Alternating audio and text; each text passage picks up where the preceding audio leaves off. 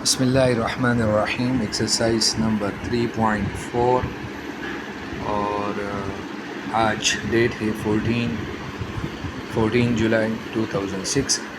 Exercise number 3.4 जिसमें question number 1 कह रहा है from the two acute angle of a right angle triangle one angle is 10 degree less than the other find both the acute angle by Cramer rule.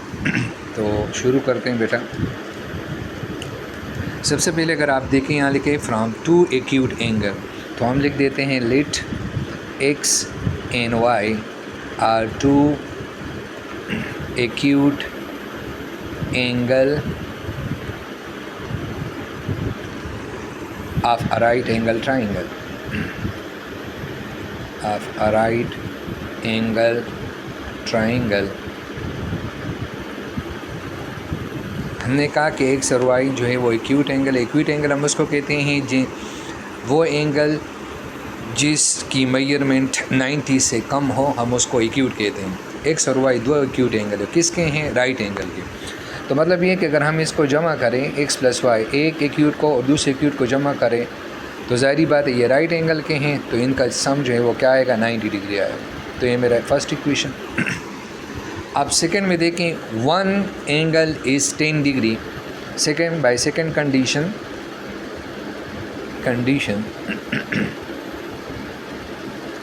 कहा गया है one angle को मैंने x कहा, one angle is 10 degree less. किससे less है? Y. यानी x जो है वो वाई के बराबर नहीं है, बल्कि एक्स जो है वो वाई से क्या है? 10 लेस है।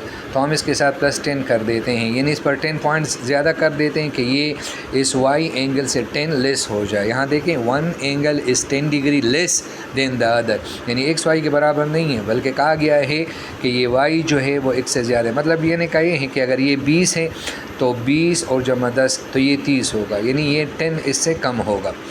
तो अब इससे एक इक्वेशन निकाल लेते हैं, X minus Y is equal to क्या हुआ? 10। तो ये मेरा क्या हुआ? Equation number 2। अब from one and two we write, हम लिख सकते हैं कोएफिशिएंट ऑफ मैट्रिसेस को।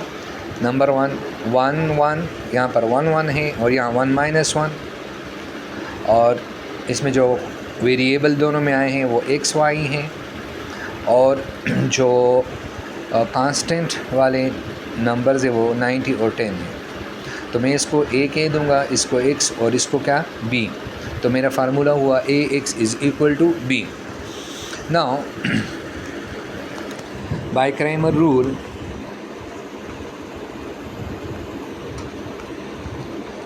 रूल हमने लेना है लेट ए जो हमारे पास हैं 1 -1 और बी हमने लेना है जो हमारे पास है 90 और 10। तो ए से हमने A1 बनाना है, यानी A1 का मतलब है कि फ़र्स्ट कॉलम, इसका फ़र्स्ट कॉलम हटा दो और इसकी जगह 90 और 10 लगा दो, और सेकंड को इसी तरह सा रहने दो। तो ये मेरा A1 हो गया। जबकि A2 में इस A मैट्रिक्स से सेकंड वाला कॉलम हटा दो, फर्स्ट को रहने दो, तो 1 1 देखो और सेकंड वाला ये डाल दो, तो ये मेरा A2 हुआ। अब इनके डिटर्मिनेंट्स मालूम करने हैं तीनों के, ए के, A1 के और A2, तीनों के हमने डिटर्मिनेंट्स मालूम करने हैं। सबसे पहले ए का डिटर्मिनेंट मालूम करते हैं, वो है 1 1 -1। तो ये हो जाएगा 1 1 -1 हुआ, और सेकंड से मल्टीप्लाई करने से पहले माइनस लगता है, और 1 को 1 के साथ करो तो 1 आएगा। तो determinant of A is equal to -2 हो गया।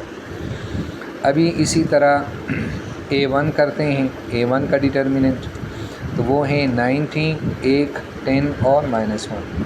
तो ये हो जाएगा A1 90 -90 हो जाएगा, और इससे पहले माइनस लगता है, 10 1 10 करो, तो A1 जो है वो मेरे पास हुआ -100। अभी A2 करते हैं, तो A2 है मेरे पास 1 1 और 90 और 10। तो A2 हो जाएगा 10 1 10